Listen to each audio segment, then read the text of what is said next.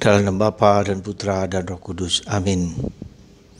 Allah Bapa di surga, kami mengucap syukur dan terima kasih bahwa Engkau selalu mendampingi kami dengan Roh Kudus-Mu, sehingga kami tidak boleh dan tidak dapat dikalahkan oleh roh jahat, oleh dosa dalam hati kami, dalam hidup kami.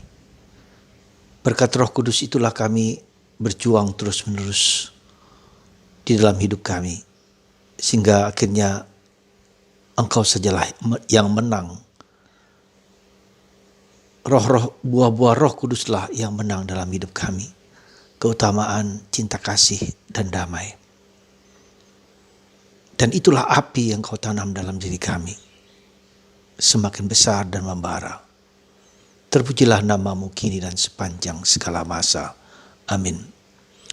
Para saudaraku yang terkasih dalam Kristus, dalam bacaan pertama hari-hari ini dari surat Paulus kepada umat di Roma, kita diingatkan bahwa kuasa kegelapan, kuasa dosa itu tetap ada dalam diri kita meski kita sudah dibaptis.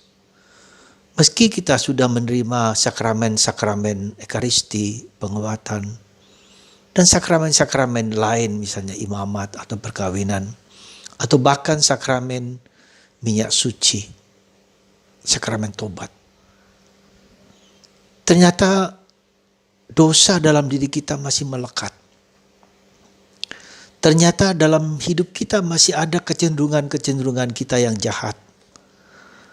Tak pernah habis total. Dan itulah menjadi suatu perjuangan dan pergulatan kita untuk membangkitkan dalam hidup kita Roh Allah, Roh Kudus, Roh Bapa dan Putra semakin membara. Seperti api yang dilemparkan oleh Yesus ke dunia, ke dalam hati kita masing-masing. Hari ini dalam bacaan Injil, Yesus mengatakan bahwa Aku telah memberikan api kepada dunia. Dan aku berharap api itu menyala berkobar-kobar untuk Allah, untuk dunia, untuk keselamatan kita semua manusia. Tetapi ternyata tidak demikian yang terjadi. Dalam diri kita ada banyak dosa yang mengakibatkan kematian. Ya. Meski mungkin kita hidup, tetapi begitu banyak dosa yang menyusup di dalam pikiran, perasaan, hati, kehendak kita masing-masing. Dan disitulah perjuangan kita untuk terus-menerus bergulat. Bergulat untuk memilih Allah daripada memilih yang bukan Allah.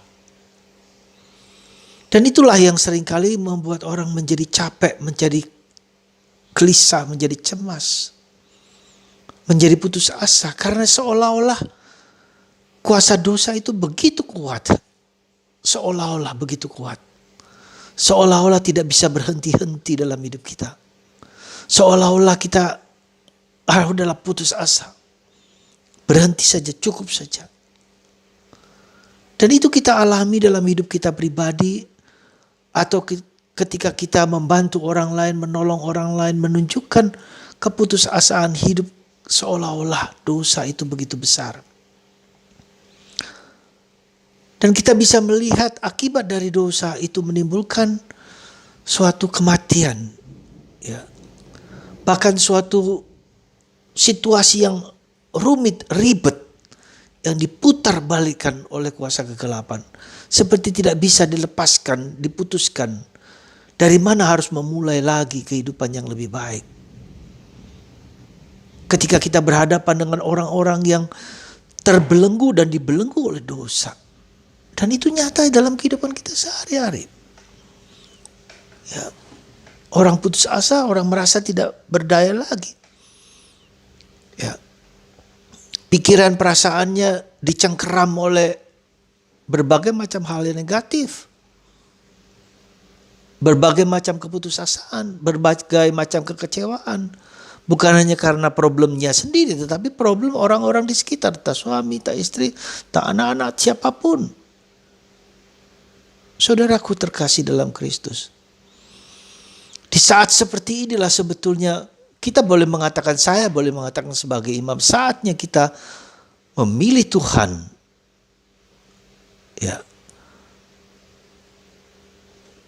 Menyerah kepada Tuhan. Tuhan, ini aku.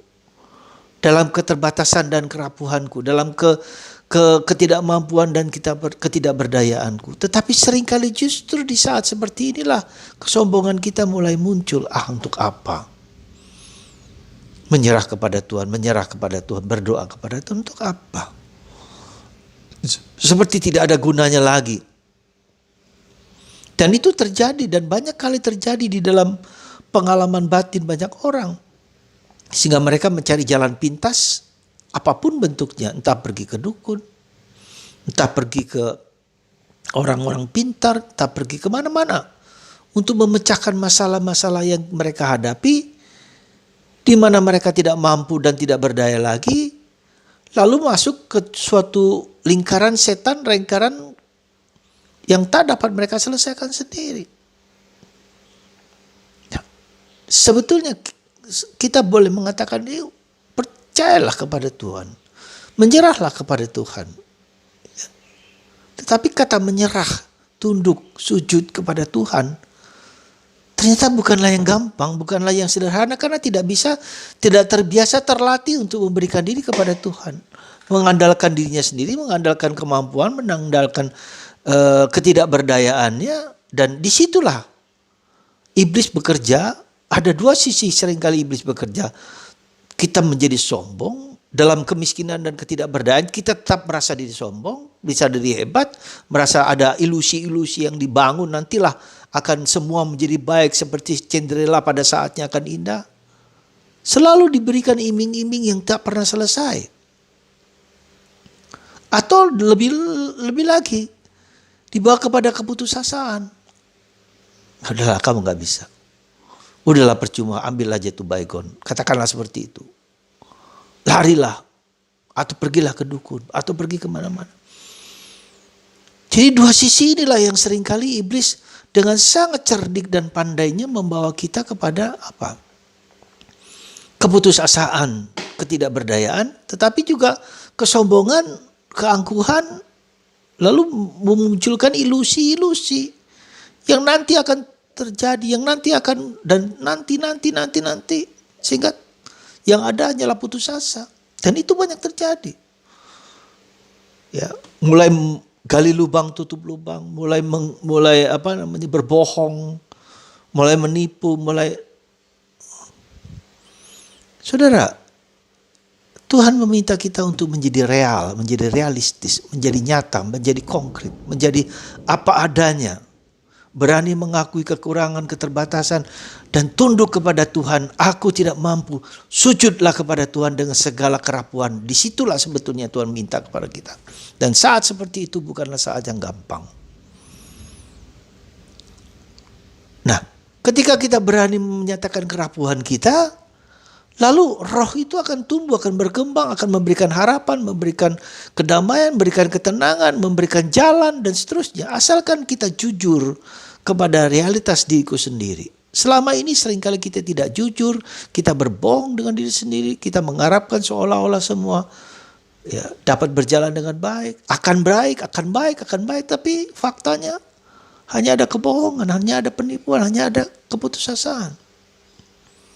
Maka saudaraku terkasih dalam Kristus Yesus mengatakan hari ini, aku memberikan api, dan api itu, api kejujuran, api kebenaran, api cinta kasih, api real, menjadi real. Jangan mudah terpancing dengan godaan nanti akan baik, atau putus asa, dua sisi ini yang digocoh oleh si iblis. Itu yang memberikan maut kepada kita semua. Saudaraku terkasih dalam Kristus, semoga kita semua belajar untuk menjadi real dengan diri sendiri, belajar menerima diri sendiri apa adanya. Jangan mudah terpancing oleh godaan-godaan nanti Tuhan akan menjadi lebih baik tanpa ada kerja keras, tanpa ada keterbukaan, tanpa ada kejujuran pada diri sendiri, berani mengakui keberdosaan, kelemahan dan kita menyerah kepada Tuhan. Tuhan, aku tidak mampu, bantu aku, tolong aku. Dan tidak menjadi putus asa. Jadi dua sisi, kesombongan dan keputusasaan adalah jalan iblis yang mau menggocok kita untuk tidak hidup dalam kejujuran, tapi hidup dalam kebohongan-kebohongan yang seringkali kita ciptakan sendiri. Semoga Anda, Roh Kudus yang Tuhan berikan itu, kita sungguh minta dan kita mohonkan supaya itu membakar hati kita untuk hanya berserah kepada Tuhan, untuk hanya hidup dalam kebenaran, dalam kejujuran dan apa adanya di tangan Tuhan. Semoga Anda dan kita semua belajar hidup tidak dalam kebohongan si iblis, keputusasaan, dan kita mau mengakui dengan jujur apa adanya. Tuhan memberkati Anda semua dalam Bapa dan Putra dan Roh Kudus. Amin.